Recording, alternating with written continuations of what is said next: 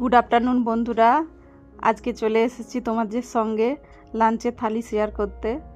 তো আজকের লাঞ্চের থালিতে রয়েছে ভেজ পোলাও, সাথে পেঁয়াজ, শসা আর কাঁচা লঙ্কা দিয়ে একটু প্লেটটাকে জাস্ট সাজিয়ে নিয়েছি। আর সাথে রয়েছে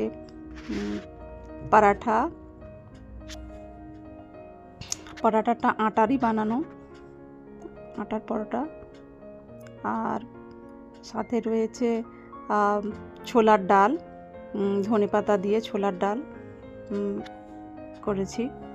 আর সাথে রয়েছে মিক্স ভেজ, এখানে বাড়িতে যেসব সবজি ছিল শীতের, গাজর, ফুলকপি, ক্যাপসিকাম এগুলো দিয়ে, আর সাথে টমেটো আর ক্যাপসিকাম দিয়ে ডিমের কারি বানিয়েছি। এবং এখানে রয়েছে মাছের ভাজা, আর রয়েছে শেষ পাতে দুটো গোলাপ জামুন